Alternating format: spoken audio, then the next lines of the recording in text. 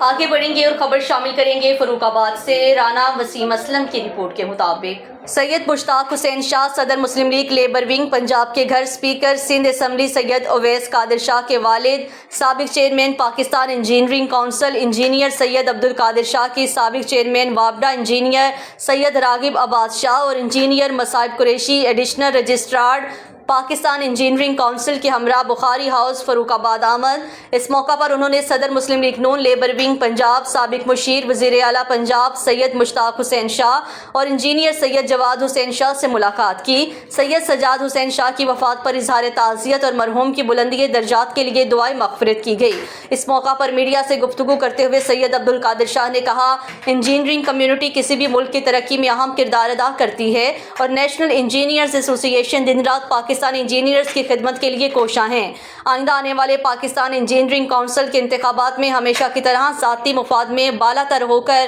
عوام دوست قیادت میدان میں اتریں گے اور انجینئرنگ کمیونٹی کے تمام جائز مطالبات ترجیحی بنیادوں پر حل کریں گے۔